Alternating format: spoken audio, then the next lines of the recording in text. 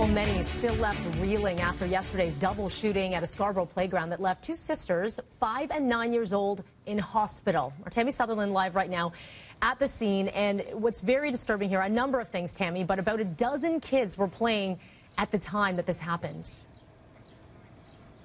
That's right, Melanie. The children who were shot were just 2 of 11 kids who were playing in this playground here yesterday, broad daylight, just after 5 o'clock when gunfire rang out. Now, police do have an update. They do tell us that the suspect vehicle has been described as a black 4-door Nissan Versa, model years between 2007 and 2011. So they are on the lookout for this vehicle, and they expect to release a picture of this vehicle later today.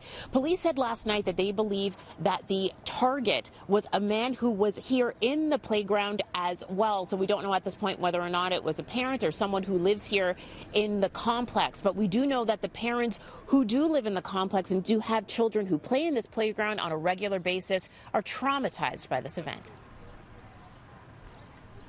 It's devastating, very, because they're just kids. They're just playing in the park. Oh, yeah. Oh, that makes you hug. You want to hug your kids. Yeah, when you hear that.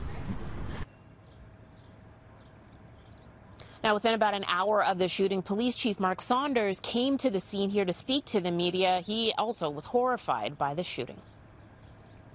The officers here have been getting a tremendous amount of cooperation from the community. People have been talking to us with what they have seen, which is a good step for us.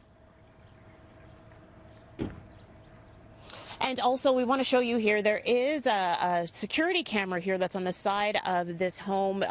Looks like the Milliken Cooperative Homes head office here in this complex. It's not pointing directly at the driveway at all, but likely will help with the investigation. But police are asking anyone who may have any knowledge of what happened last night or may have spotted this Nissan Versa to give them a call. Mel, I'll send it back to you. All right, Tammy, thank you for that update. To other news now, Toronto homicide investigating after a man found badly beaten in Parkdale died in hospital from a medical condition. Now, the victim was found in a field behind an apartment complex on West Lodge Avenue near Lansdowne and Queen Wednesday night, was taken to hospital. So far, the victim has not been identified, and there's also been no description of a suspect. A 15-year-old boy now charged with manslaughter appearing in a Brampton court this morning. The teen charged after a 73-year-old man died yesterday from injuries he suffered during an alleged robbery in a park near Bramley and Steeles Tuesday night. The victim walking with a family member when they were approached by 2 males and robbed. The suspect cannot be named under the Youth Criminal Justice Act.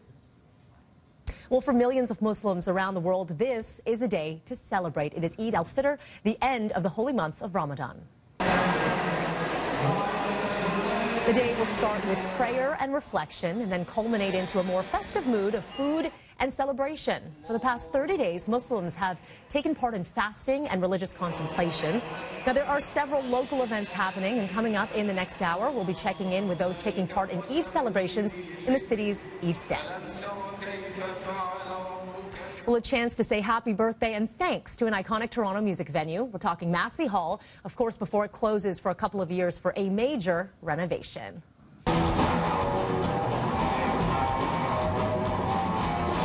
packing the hall last night to celebrate the hall's 124th birthday. The mayor had even proclaimed yesterday, June 14th, as Massey Hall Day. On stage, the band White Horse, joined by special guests like Sam Roberts and Jim Cuddy to mark the event. The legendary venue on Shooter will be closing for 2 years for renovations early next month after a run of 3 shows by Gordon Lightfoot, who is, of course, no stranger to the Massey Hall stage.